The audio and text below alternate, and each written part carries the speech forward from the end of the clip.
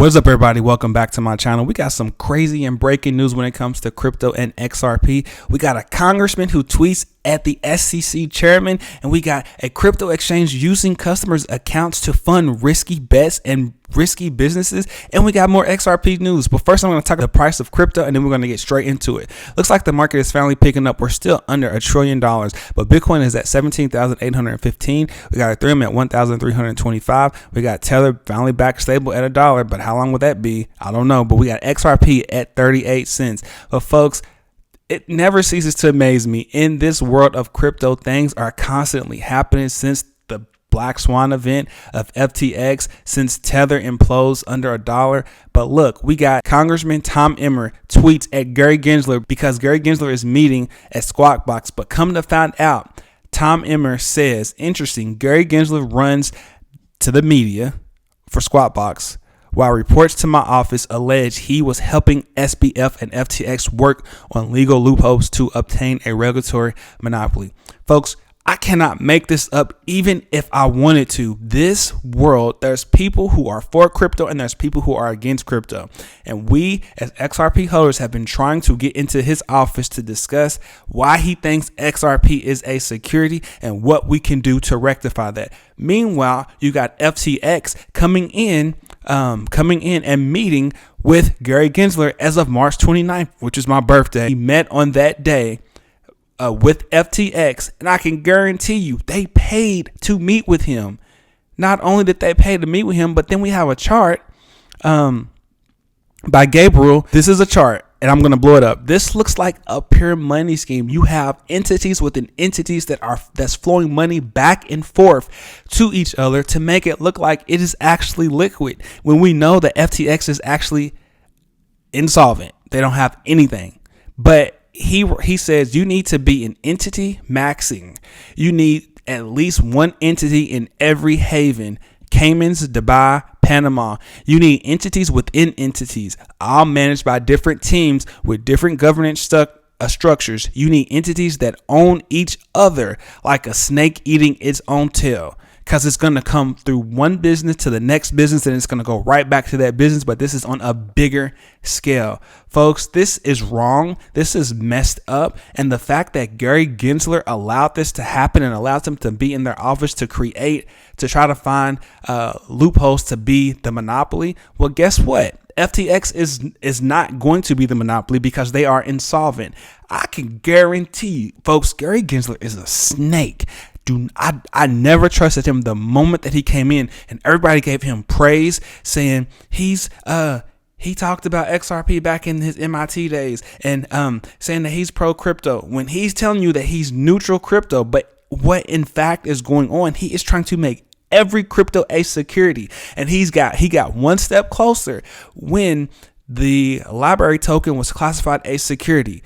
Now, like I said, he got one step closer, but it's not going to happen. There are 75,000 XRP holders and 13 amicus briefs that are standing up and fighting against Gary Gensler and the SEC.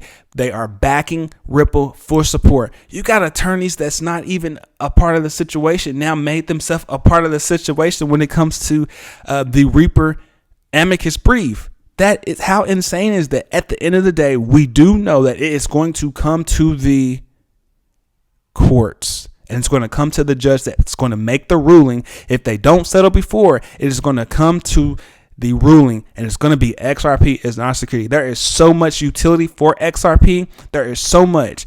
But Gary Gensler is trying to ruin crypto because he wants to protect his banker friends. And not only does he want to protect his banker friends, it sounds like he wants to protect FTX also, but FTX didn't make it. But we got some breaking news also from James Fallon. He's right. The hits do keep coming. FTX tapped into customers' account to fund risky bets, setting up its downfall. Crypto exchange FTX lent billions of dollars worth of customers' assets to fund risky bets by its affiliate trading firm, Alameda Research, setting the stage for the exchange's implosion. This is horrible. But then he made a tweet saying that he was sorry. He says, "I'm sorry. That's the biggest thing." No, you're not. You are not sorry. He says, "I'm sorry. I effed up and should have done better." You're darn right you should have done better. You shouldn't have taken people's funds and made risky bets on them. Now, I don't know what bets that they say that he made, but at the end of the day, you don't take another customer's funds who's actually trusting you to hold their money on your exchange. Now, I do know that Tom Brady and his ex-wife were actually staked into FTX. I do know that they actually created a Super Bowl for FTX. And I know that that Super Bowl commercial cost a lot. It costs a lot. But at the end of the day, like they've been saying, the true winners will show themselves, and the ones that are pretending will fall to the ground and fall to their knees and never exist any longer. Exchanges are dropping one by one. Higher entities are dropping one by one when it comes to the crypto space. The fakers will be outed and will be exiled to the crypto space. We remember in the crypto space, you may delete a tweet. You may say something bad, but if it's one thing that I do know about the crypto space, including myself, we will dig it up and we will find it and we will repost it. Point blank, period. And I hate that we have been trying for, just like Congressman Tom Emmer is actually saying, trying to find loopholes. There is no way that this man is going to be the SEC chairman for too much longer. I know he's trying to get the Secretary of Treasury, but it ain't going to work, Gary Gensler. It ain't going to work. It's time to give it up, because the same person that's trying to make loopholes, legal loopholes for FTX is the same person that's trying to call XRP a security. And the reason why I firmly believe that he is trying to call XRP a security is because of this right here. Folks, he mentions that in order for a top tier company to have some type of play in the banking financial institution, that they need to give up 50% or give some type of incentive for their token or digital asset. Well, we know the only top blockchain company out there that can have all the power in the world, and that I believe that's going to be a bank, because I believe Ripple's going to be a bank. Ripple's going to be a bank and going to be the lender of last resort when it comes to XRP, because we all know that XRP at one point will be the iconic $10,000. There is just simply no way. There's so much money across the world that's locked up in Nostrovostro's accounts, and there's so much money that's pre-funded all across the world for banks that XRP is going to free up that liquidity, sell in 3 to 5 seconds. XRP has to be at a high price. A bank, when this happens and whatever disbursement needs to happen, a bank is going to need XRP at a high price, simply because if a bank needs to make $1 million transaction, they are not going to sit there and send $1 million in cash, and it takes 2 weeks. Whereas XRP, they would only need 100 XRP if XRP was valued at $10,000.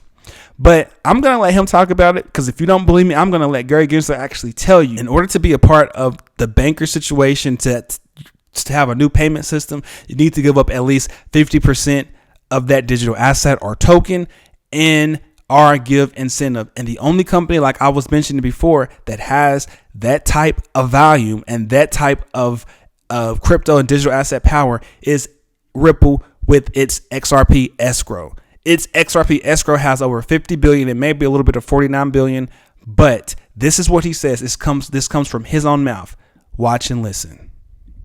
Central monopolist with another central monopolist. A lot of commercial banks aren't terribly excited about that. Maybe you're going to have to give some ownership. Maybe you'll have to give 50% of your ownership to the 20 banks that are now, part of this. I mean, there are other ways to build incentive systems. Maybe you put a native token in there, and you give them the native token. So there may be other incentive ways to beat the current monopolist.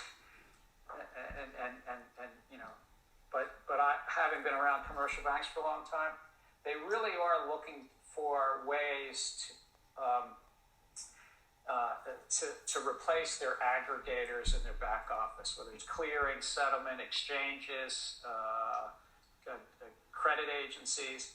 But they are deeply understanding, because they are pretty ambitious and very good at making money as well. They deeply understand that every idea that's pitched to them is somebody who currently is small but wants to get big and gain market power. So they're also always thinking about how to ensure that there's a check to slow down your startup from gaining market power 5, 10, and 15 years from now. They don't want you to be the next clearinghouse like the Chicago Mercantile Exchange or Intercontinental Exchange. They don't want you to be the next central node of market power. So you might share some of that with them, or you might find an incentive system. So you might share some of that with them, XRP escrow, or you might give an incentive. I don't know what that incentive could be, but what I can tell you is XRP was not a security then, and it's not a security now. And I hate that everybody who was invested in FTX, as well as had their tokens on FTX, I'm sorry that this is happening to you. And hopefully we can finally get some questions, because Congressman Tom Emmer making a storm. He's been making his way, but hopefully we can get some questions, because Gary Gensler has to go. And as I'm signing off, and I'm telling you this, XRP is not a security. They want to make Ripple powerless, but like I said, they was not anticipating the backing behind 12 amicus briefs, and they wasn't expecting 75,000 XRP holders who they claim were harmed, but we're telling them that we are not harmed. It's the SEC who's actually done the harm. But all right, folks, that's it for me. XRP is not a security. Please leave in the comments below if you think the market is going to pick back up further back to what it was. Do you think we've reached the bottom? I think we reached the bottom, but who knows? There could be another Black Swan event. If you made it this far, please make sure you hit the like and the subscribe button and click that notification bell so you'll be notified any and every time I post another video. As always, stay focused, stay locked in. Peace.